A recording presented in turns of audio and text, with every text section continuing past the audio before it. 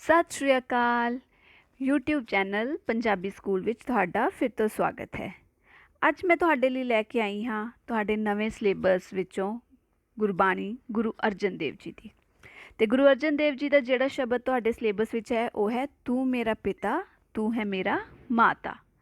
ਆਪਾਂ ਇਸ ਸ਼ਬਦ ਨੂੰ ਪੜਾਂਗੇ, ਇਸ ਦੀ ਵਿਆਖਿਆ ਮੈਂ ਤੁਹਾਨੂੰ ਸਮਝਾਉਂਗੀ ਤੇ ਫਿਰ ਆਪਾਂ ਇਸ ਦਾ ਅਭਿਆਸ ਦਾ ਕੰਮ ਕਰਾਂਗੇ, ਜਿਸ ਵਿੱਚ ਅਭਿਆਸ ਵਿਚਲੇ ਪ੍ਰਸ਼ਨ ਉੱਤਰਾਂ ਤੋਂ ਇਲਾਵਾ ਆਪਾਂ ਹੋਰ ਜ਼ਰੂਰੀ ਪ੍ਰਸ਼ਨ ਉੱਤਰ ਵੀ ਕਰਾਂਗੇ। ਤੇ ਇਹ ਸਾਰਾ ਕੁਝ ਲਿਖਤੀ ਰੂਪ 'ਚ ਤੁਹਾਨੂੰ ਕਰਵਾਇਆ ਜਾਏਗਾ ਤਾਂ ਜੋ ਤੁਹਾਨੂੰ ਕਿਸੇ ਵੀ ਤਰ੍ਹਾਂ ਦੀ ਕੋਈ ਦਿੱਕਤ ਨਾ ਆਵੇ।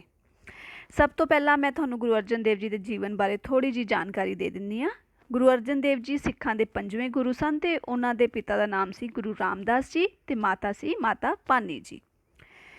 ਉਹਨਾਂ ਨੇ ਗੁਰਗੱਦੀ ਸੰਭਾਲਣ ਤੋਂ ਬਾਅਦ ਸਿੱਖ ਧਰਮ ਦੇ ਵਿਕਾਸ ਵਾਸਤੇ, ਇਸ ਦੇ ਵਾਧੇ ਵਾਸਤੇ ਬਹੁਤ ਸਾਰੇ ਕਾਰਜ ਕੀਤੇ, ਜਿਸ ਤਰ੍ਹਾਂ ਕਿ ਅੰਮ੍ਰਿਤਸਰ ਵਿੱਚ ਸ਼੍ਰੀ ਹਰਿਮੰਦਰ ਸਾਹਿਬ ਦੀ ਨੀਂਹ ਉਹਨਾਂ ਨੇ ਰਖਵਾਈ। ਅਤੇ ਇੱਕ ਹੋਰ ਮਹਾਨ ਕਾਰਜ ਜਿਹੜਾ ਕਿ ਸਿੱਖੀ ਲਈ ਅੱਗੇ ਜਾ ਕੇ ਇੱਕ ਮੀਲ ਪੱਥਰ ਸਾਬਿਤ ਹੋਣ ਵਾਲਾ ਹੈ, ਸ਼੍ਰੀ ਗੁਰੂ ਗ੍ਰੰਥ ਸਾਹਿਬ ਜੀ ਦਾ ਸੰਪਾਦਨ ਕਰਨਾ, ਕਿਉਂਕਿ ਸ਼੍ਰੀ ਗੁਰੂ ਗ੍ਰੰਥ ਸਾਹਿਬ ਜੀ ਹੀ ਸਿੱਖਾਂ ਦੇ ਆਖਰੀ ਗੁਰੂ ਹਨ। ਗੁਰੂ ਗ੍ਰੰਥ ਸਾਹਿਬ ਜੀ ਦੀ ਸੰਪਾਦਨਾ ਕਰਦੇ ਹੋਏ ਸ਼੍ਰੀ ਗੁਰੂ ਅਰਜਨ ਦੇਵ ਜੀ ਨੇ ਉਸ ਵਿੱਚ ਬਹੁਤ ਸਾਰੇ ਗੁਰੂਆਂ ਦੀ, ਸੰਤਾਂ, ਮਹਾਂਪੁਰਸ਼ਾਂ ਅਤੇ ਭਗਤਾਂ ਦੀ ਬਾਣੀ ਨੂੰ ਇਕੱਠਾ ਕੀਤਾ। ਅਤੇ ਤੁਹਾਨੂੰ ਇਹ ਵੀ ਪਤਾ ਹੈ ਕਿ ਇਹ ਸਾਰੀ ਬਾਣੀ ਰਾਗਾਂ ਦੇ ਅਨੁਸਾਰ ਉਸ ਵਿੱਚ ਸੰਪਾਦਿਤ ਕੀਤੀ ਗਈ ਹੈ। ਅਤੇ ਅੱਜ ਅਸੀਂ ਪੜ੍ਹਨ ਜਾ ਰਹੇ ਹਾਂ ਤੂੰ ਮੇਰਾ ਪਿਤਾ ਤੂੰ ਹੈ ਮੇਰਾ ਮਾਤਾ ਸ਼ਬਦ। ਇਹ ਸ਼ਬਦ ਰਾਗ ਮਾਝ ਵਿੱਚ ਹੈ। ਆਪਾਂ ਸ਼ਬਦ ਨੂੰ ਪੜ੍ਹਨਾ ਸ਼ੁਰੂ ਕਰਦੇ ਹਾਂ ਅਤੇ ਨਾਲ ਨਾਲ ਮੈਂ ਤੁਹਾਨੂੰ ਇਸ ਦੀ ਵਿਆਖਿਆ ਕਰਦੇ ਜਾਵਾਂਗੀ। ਤੂੰ ਮੇਰਾ ਪਿਤਾ ਤੂੰ ਹੈ ਮੇਰਾ ਮਾਤਾ। ਤਾਂ ਗੁਰੂ ਅਰਜਨ ਦੇਵ ਜੀ ਕਹਿ ਰਹੇ ਹਨ ਪਰਮਾਤਮਾ ਨੂੰ ਸੰਬੋਧਿਤ ਹੁੰਦੇ ਹੋਏ ਕਿ ਹੇ ਪਰਮਾਤਮਾ, ਤੂੰ ਹੀ ਮੇਰਾ ਪਿਤਾ ਹੈ ਅਤੇ ਤੂੰ ਹੀ ਮੇਰਾ ਮਾਤਾ ਹੈ। ਅਤੇ ਮਾਂ ਪਿਤਾ ਦਾ ਰਿਸ਼ਤਾ ਜਿਹੜਾ ਹੈ ਉਹ ਦੁਨੀਆ 'ਚ ਸਭ ਤੋਂ ਉੱਚਾ ਮੰਨਿਆ ਜਾਂਦਾ ਹੈ। ਤਾਂ ਉਹ ਸਭ ਤੋਂ ਉੱਚੇ ਰਿਸ਼ਤੇ 'ਤੇ ਪਰਮਾਤਮਾ ਨੂੰ ਬਿਠਾ ਰਹੇ ਹਨ। ਤੂੰ ਮੇਰਾ ਬੰਧਪ ਤੂੰ ਮੇਰਾ ਭਰਾਤਾ। ਬੰਧਪ ਮਤਲਬ ਜਿਸ ਨਾਲ ਕੋਈ ਨਾ ਕੋਈ ਸਾਡਾ ਬੰਧਨ ਹੁੰਦਾ, ਕੋਈ ਨਾ ਕੋਈ ਸਾਡਾ ਰਿਸ਼ਤਾ ਹੁੰਦਾ। ਤੂੰ ਮੇਰਾ ਹਰ ਰਿਸ਼ਤਾ ਹੈ, ਤੂੰ ਹੀ ਮੇਰਾ ਭਰਾ ਹੈ। ਭਾਵ ਕਿ ਇਸ ਦੁਨੀਆ ਦਾ ਹਰ ਰਿਸ਼ਤਾ ਮੇਰਾ ਜਿਹੜਾ ਹੈ ਉਹ ਤੇਰੇ ਨਾਲ ਹੀ ਜਾ ਕੇ ਜੁੜਦਾ ਹੈ। ਤੂੰ ਮੇਰਾ ਰਾਖਾ ਸਭਨੀ ਥਾਈ ਤਾਂ ਪਹੁ ਕੇਹਾ ਕਾੜਾ ਜੀਓ। ਹੇ ਪਰਮਾਤਮਾ, ਤੂੰ ਮੇਰਾ ਰਾਖਾ ਹੈ ਸਭਨੀ ਥਾਈ, ਹਰ ਥਾਂ 'ਤੇ, ਮਤਲਬ ਤੂੰ ਹਰ ਥਾਂ 'ਤੇ ਮੇਰੀ ਰਾਖੀ ਕਰਦਾ ਹੈ, ਤੂੰ ਮੇਰਾ ਰਖਵਾਲਾ ਹੈ। ਤਾਂ ਮੈਨੂੰ ਕਿਸ ਚੀਜ਼ ਦਾ ਭਉ ਮਤਲਬ ਡਰ, ਕਾੜਾ ਮਤਲਬ ਚਿੰਤਾ, ਤਾਂ ਮੈਨੂੰ ਕਿਸੇ ਵੀ ਚੀਜ਼ ਦਾ ਕੋਈ ਡਰ ਜਾਂ ਚਿੰਤਾ ਨਹੀਂ ਹੈ, ਕਿਉਂਕਿ ਮੇਰੀ ਰਖਵਾਲੀ ਕਰਨ ਵਾਲਾ ਪਰਮਾਤਮਾ ਹੈ। ਤੁਮਰੀ ਕਿਰਪਾ ਤੇ ਤੁਧ ਪਛਾਣਾ। ਹੁਣ ਪਰਮਾਤਮਾ ਨੂੰ ਕਿਵੇਂ ਪਛਾਣਿਆ ਜਾ ਸਕਦਾ ਹੈ, ਕਿਵੇਂ ਮਿਲਿਆ ਜਾ ਸਕਦਾ ਹੈ? ਪਰਮਾਤਮਾ ਦੀ ਜੇ ਸਾਡੇ 'ਤੇ ਕਿਰਪਾ ਹੋਵੇ, ਜੇ ਪਰਮਾਤਮਾ ਚਾਹੇ ਤਾਂ ਹੀ ਉਹ ਸਾਨੂੰ ਆਪਣੇ ਆਪ ਨਾਲ ਮਿਲਾ ਸਕਦਾ ਹੈ। ਤੂੰ ਮੇਰਾ ਓਟ ਤੂੰ ਹੈ ਮੇਰਾ ਮਾਣਾ। ਉਹ ਕਹਿੰਦੇ ਨੇ ਪਰਮਾਤਮਾ ਤੂੰ ਹੀ ਮੇਰੀ ਓਟ ਹੈ, ਤੂੰ ਹੀ ਮੇਰਾ ਆਸਰਾ ਹੈ।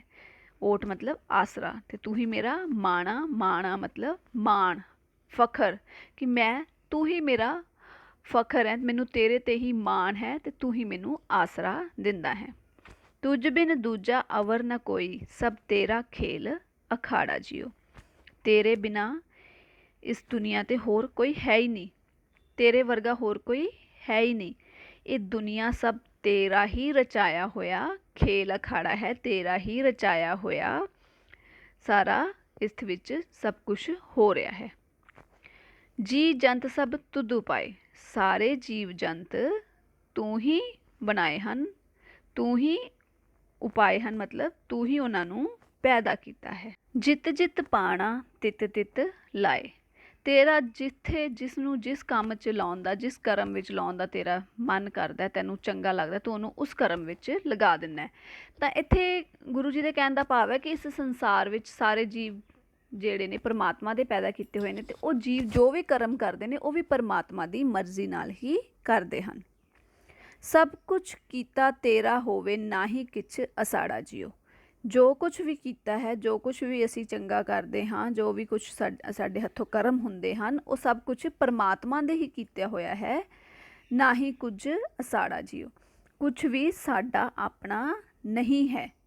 ਤਾਂ ਮਨੁੱਖ ਜਿਵੇਂ ਕਈ ਵਾਰੀ ਜਿਹੜੇ ਕਿਸੇ ਕੋਲ ਬਹੁਤ ਪੈਸਾ ਹੈ ਜਾਂ ਕਿਸੇ ਨੇ ਕੋਈ ਬਹੁਤ ਚੰਗਾ ਕਾਰਜ ਕੀਤਾ ਤਾਂ ਉਹ ਕਹਿੰਦਾ ਮੈਂ ਕੀਤਾ। ਤਾਂ ਇੱਥੇ ਅਸਲ ਵਿੱਚ ਗੁਰੂ ਜੀ ਦਾ ਸਾਨੂੰ ਸਮਝਾਉਣ ਦਾ ਇਹੀ ਇੱਕ ਮਕਸਦ ਹੈ ਕਿ ਮੈਂ ਨਹੀਂ ਕਰਨਾ ਚਾਹੀਦੀ।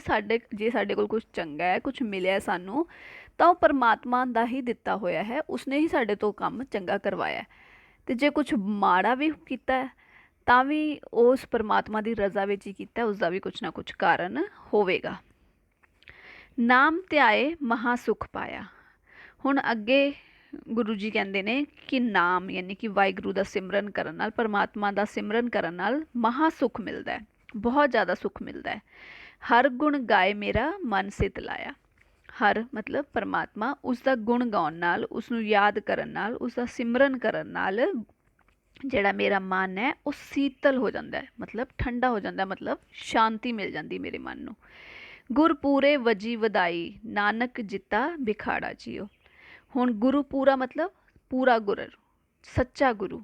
ਕਹਿੰਦੇ ਨੇ ਪੂਰੇ ਗੁਰੂ, ਸੱਚੇ ਗੁਰੂ ਦੇ ਰਾਹੀਂ ਮੈਨੂੰ ਵਜੀ ਵਧਾਈ। ਤਾਂ ਗੁਰਬਾਣੀ ਵਿੱਚ ਵਧਾਈ ਸ਼ਬਦ ਉਦੋਂ ਵਰਤਿਆ ਜਾਂਦਾ ਹੈ ਜਦੋਂ ਤੁਹਾਨੂੰ ਆਤਮਿਕ ਆਨੰਦ ਮਿਲਦਾ ਹੈ, ਤੁਹਾਡੀ ਆਤਮਾ ਨੂੰ ਆਨੰਦ ਮਿਲਦਾ, ਤੁਹਾਨੂੰ ਸ਼ਾਂਤੀ ਮਿਲਦੀ ਹੈ, ਤੁਸੀਂ ਸਾਰੇ ਦੁਨੀਆ ਦੇ ਸੁੱਖਾਂ ਦੁੱਖਾਂ ਤੋਂ ਉਪਰਾਮ ਹੋ ਜਾਂਦੇ ਹੋ। ਤਾਂ ਉਹ ਕਹਿੰਦੇ ਨੇ ਪੂਰੇ ਗੁਰੂ ਦੀ ਜਿਹੜੀ ਉਹਦੇ ਮੈਨੂੰ ਉਹਦਾ ਆਸਰਾ ਮਿਲਿਆ, ਉਸ ਨਾਲ ਮੇਰੇ ਮਨ ਅੰਦਰ ਵਧਾਈ ਵੱਜੀ, ਯਾਨੀ ਕਿ ਮੈਨੂੰ ਆਤਮਿਕ ਆਨੰਦ ਮਿਲਿਆ, ਮੈਨੂੰ ਆਤਮਿਕ ਉਤਸ਼ਾਹ ਮਿਲਿਆ। ਅਤੇ ਉਸ ਆਤਮਿਕ ਉਤਸ਼ਾਹ ਨਾਲ ਨਾਨਕ ਜਿੱਤਾ ਬਿਖਾੜਾ ਜੀਓ। ਮੈਂ ਵਿਕਾਰਾਂ ਨਾਲ ਜਿਹੜਾ ਔਖਾ ਘੋਲ ਸੀ, ਬਿਖਾੜਾ ਔਖਾ ਘੋਲ ਸੀ, ਉਹਨਾਂ ਨਾਲ ਸੰਘਰਸ਼ ਸੀ। ਵਿਕਾਰ ਮਤਲਬ ਬੁਰੇ ਕੰਮ, ਉਹਨਾਂ ਨਾਲ ਜਿਹੜਾ ਮੇਰਾ ਸੰਘਰਸ਼ ਸੀ, ਮੈਂ ਉਸ ਨੂੰ ਜਿੱਤ ਲਿਆ। ਮੈਂ ਉਸ ਵਿੱਚ ਜੇਤੂ ਹੋ ਨਿਬੜਿਆ। ਕਿਉਂ ਹੋ ਨਿਬੜਿਆ? ਕਿਉਂਕਿ ਮੈਨੂੰ ਸੱਚਾ ਗੁਰੂ, ਮੈਨੂੰ ਪੂਰਨ ਗੁਰੂ ਮਿਲ ਗਿਆ ਸੀ। ਮਤਲਬ ਪੂਰਨ ਗੁਰੂ ਦੇ ਆਸਰੇ ਨਾਲ, ਉਸ ਦੀ ਅਗਵਾਈ ਵਿੱਚ ਮਨੁੱਖ ਬੁਰਾਈਆਂ ਤੋਂ ਉਹਨਾਂ ਨਾਲ ਘੋਲ ਕਰਕੇ ਉਹਨਾਂ ਤੋਂ ਜਿੱਤ ਪ੍ਰਾਪਤ ਕਰ ਸਕਦਾ ਹੈ। ਭਾਵ ਕੀ ਹੈ ਕਿ ਬੁਰਾਈਆਂ ਨੂੰ ਹਰਾ ਸਕਦਾ ਹੈ ਅਤੇ ਚੰਗੇ ਕਰਮਾਂ ਵੱਲ ਮੁੜ ਸਕਦਾ ਹੈ, ਜੇ ਉਸਨੂੰ ਪੂਰਨ ਗੁਰੂ ਦਾ ਆਸਰਾ ਮਿਲ ਜਾਵੇ। ਤਾਂ ਇਸ ਤਰ੍ਹਾਂ ਇਹ ਸ਼ਬਦ ਪਰਮਾਤਮਾ ਨੂੰ ਆਪਣਾ ਸਭ ਕੁਝ ਮੰਨਣ ਅਤੇ ਪੂਰਨ ਗੁਰੂ ਦੀ ਅਗਵਾਈ ਵਿੱਚ ਬੁਰਾਈਆਂ ਨੂੰ ਛੱਡਣ ਵੱਲ ਸਾਨੂੰ ਪ੍ਰੇਰਿਤ ਕਰਦਾ ਹੈ। ਇਹ ਸੀ ਇਸ ਪਾਠ ਦੀ, ਇਸ ਸ਼ਬਦ ਦੀ ਵਿਆਖਿਆ। ਹੁਣ ਆਪਾਂ ਇਸੇ ਪ੍ਰਸ਼ਨ ਉੱਤਰ ਕਰਾਂਗੇ। ਇਸ ਪਾਠ ਦੇ ਅਭਿਆਸ ਵਿੱਚ ਕੇਵਲ 2 ਹੀ ਪ੍ਰਸ਼ਨ ਇਸ ਸ਼ਬਦ ਨਾਲ ਸੰਬੰਧਿਤ, ਪਰ ਆਪਾਂ ਹੋਰ ਜ਼ਰੂਰੀ ਪ੍ਰਸ਼ਨ ਵੀ ਕਰਾਂਗੇ। ਤੇ ਸਭ ਤੋਂ ਪਹਿਲਾ ਜੋ ਪ੍ਰਸ਼ਨ ਅਭਿਆਸ ਵਿੱਚ ਹੈ ਉਹ ਹੈ ਤੂੰ ਮੇਰਾ ਪਿਤਾ, ਤੂੰ ਹੈ ਮੇਰਾ ਮਾਤਾ ਦਾ ਕੇਂਦਰੀ ਭਾਵ ਲਿਖੋ। ਇਸ ਨਾਲ ਇੱਕ ਪ੍ਰਸ਼ਨ ਮੈਂ ਹੋਰ ਜੋੜਿਆ ਹੈ ਜਿਸ ਦਾ ਕਿ ਉਹੀ ਉੱਤਰ ਬਣੇਗਾ, ਇਸ ਕਰਕੇ ਤੁਹਾਨੂੰ ਉਹਨੂੰ ਵੱਖਰੇ ਤੌਰ ਤੇ ਯਾਦ ਕਰਨ ਦੀ ਜ਼ਰੂਰਤ ਨਹੀਂ ਹੈ। ਉਹ ਹੈ ਤੂੰ ਮੇਰਾ ਪਿਤਾ, ਤੂੰ ਹੈ ਮੇਰਾ ਮਾਤਾ ਦੇ ਵਿਸ਼ੇ ਬਾਰੇ ਜਾਣਕਾਰੀ ਦਿਓ।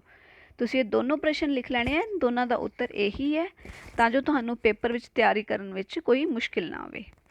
ਤਾਂ ਇਸ ਦਾ ਉੱਤਰ ਆਇਆ ਹੈ, ਇਸ ਸ਼ਬਦ ਵਿੱਚ ਗੁਰੂ ਅਰਜਨ ਦੇਵ ਜੀ ਪਰਮਾਤਮਾ ਨਾਲ ਆਪਣੇ ਸੰਬੰਧ ਨੂੰ ਸਭ ਰਿਸ਼ਤਿਆਂ ਤੋਂ ਉੱਪਰ ਰੱਖਦੇ ਹੋਏ ਉਸ ਨੂੰ ਆਪਣਾ ਮਾਂ-ਬਾਪ, ਸਾਕ ਸੰਬੰਧੀ, ਰਖਵਾਲਾ ਅਤੇ ਆਸਰਾ ਮੰਨਦੇ ਹਨ। ਪਰਮਾਤਮਾ ਹੀ ਮਨੁੱਖ ਦਾ ਸਿਰਜਣਹਾਰ ਅਤੇ ਪਾਲਣਹਾਰ ਹੈ।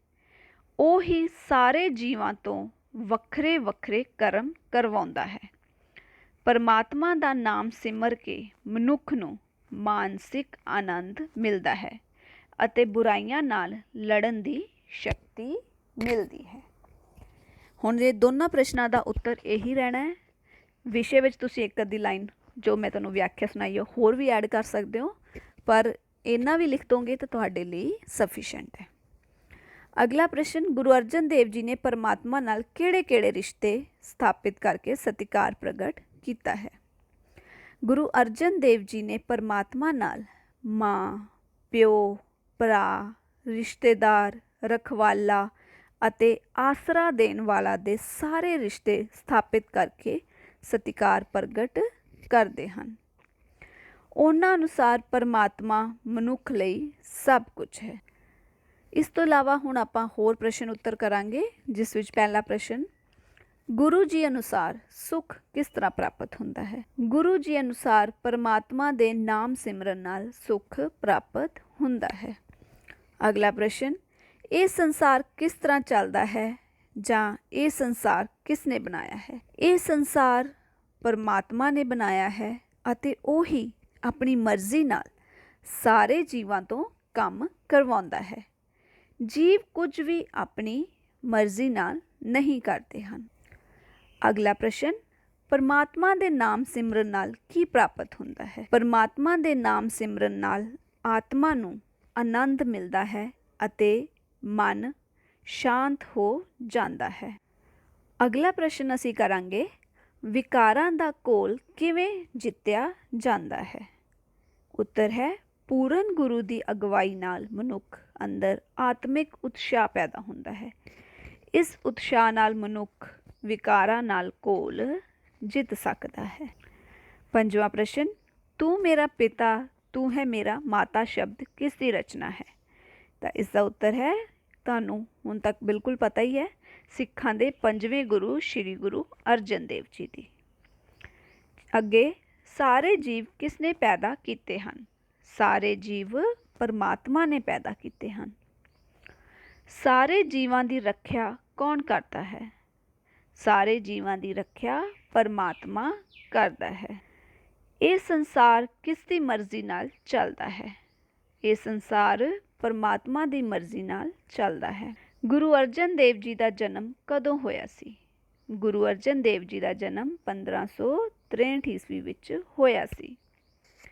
ਗੁਰੂ ਅਰਜਨ ਦੇਵ ਜੀ ਜੋਤੀ ਜੋਤ ਕਦੋਂ ਸਮਾਏ? ਗੁਰੂ ਅਰਜਨ ਦੇਵ ਜੀ 1606 ਈਸਵੀ ਨੂੰ ਜੋਤੀ ਜੋਤ ਸਮਾਏ। ਤਾਂ ਬੱਚਿਓ, ਇਹ ਸੀ ਤੁਹਾਡਾ ਪਾਠ ਤੂੰ ਹੀ ਮੇਰਾ ਪਿਤਾ ਤੂੰ ਮੇਰਾ ਮਾਤਾ ਤੇ ਉਸਦੇ ਪ੍ਰਸ਼ਨ ਉੱਤਰ। ਜੇਕਰ ਤੁਸੀਂ ਵਿਆਖਿਆ ਨੂੰ ਚੰਗੀ ਤਰ੍ਹਾਂ ਸੁਣ ਲਓਗੇ ਤੇ ਜੋ ਕੁਝ ਵੀ ਇਸ ਪਾਠ ਵਿੱਚ ਬੋਲਿਆ ਗਿਆ ਤਾਂ ਤੁਹਾਨੂੰ ਇਸ ਤੋਂ ਬਾਹਰ ਕੋਈ ਪ੍ਰਸ਼ਨ ਆ ਹੀ ਨਹੀਂ ਸਕਦਾ। ਤੁਸੀਂ ਹਰ ਪ੍ਰਸ਼ਨ ਦਾ ਉੱਤਰ ਚੰਗੀ ਤਰ੍ਹਾਂ ਦੇ ਸਕਦੇ ਹੋ। ਇਸ ਕਰਕੇ ਪਾਠ ਦੀ ਵਿਆਖਿਆ ਸਮਝਣਾ ਬਹੁਤ ਜ਼ਰੂਰੀ ਹੈ। ਉਸ ਨੂੰ ਛੱਡਿਆ ਨਾ ਕਰੋ। ਸਿਰਫ ਪ੍ਰਸ਼ਨ ਉੱਤਰ ਲਿਖਣੇ ਹੀ ਕਾਪੀ ਵਿੱਚ ਸਾਡਾ ਮੁੱਖ ਮੰਤਵ ਨਹੀਂ ਹੋਣਾ ਚਾਹੀਦਾ। ਜਦੋਂ ਤੁਸੀਂ ਕਿਸੇ ਚੀਜ਼ ਨੂੰ ਸਮਝ ਲੈਂਦੇ ਹੋ ਨਾ, ਉਸ ਤੋਂ ਬਾਅਦ ਤੁਹਾਨੂੰ ਉਹਨੂੰ ਬਾਰ-ਬਾਰ ਉਹਦੇ 'ਤੇ ਮੱਥਾ ਨਹੀਂ ਮਾਰਨਾ ਪੈਂਦਾ। ਤੁਸੀਂ ਬਸ ਵਿਆਖਿਆ ਨੂੰ ਸਮਝੋ ਅਤੇ ਪ੍ਰਸ਼ਨ ਉੱਤਰਾਂ ਦਾ ਆਨਸਰ ਤੁਹਾਨੂੰ ਆਪਣੇ ਆਪ ਹੀ ਆਈ ਜਾਣੇ ਆ। ਅਤੇ ਹੁਣ ਤੁਹਾਡਾ ਅਗਲਾ ਪਾਠ ਲੈ ਕੇ ਆਪਾਂ ਬਹੁਤ ਜਲਦੀ ਫਿਰ ਤੋਂ ਹਾਜ਼ਰ ਹੋਵਾਂਗੇ। ਉਦੋਂ ਤੱਕ ਇਸ ਵੀਡੀਓ ਨੂੰ ਲਾਈਕ, ਸ਼ੇਅਰ ਅਤੇ ਸਬਸਕ੍ਰਾਈਬ ਚੈਨਲ ਨੂੰ ਜ਼ਰੂਰ ਕਰੋ ਅਤੇ ਮੈਨੂੰ ਕਮੈਂਟਸ ਵਿੱਚ ਜ਼ਰੂਰ ਦੱਸਿਓ ਕਿ ਤੁਹਾਨੂੰ ਇਹ ਪਾਠ ਕਿਸ ਤਰ੍ਹਾਂ ਦਾ ਲੱਗਿਆ। ਹੁਣ ਦਿਓ ਇਜਾਜ਼ਤ। ਧੰਨਵਾਦ।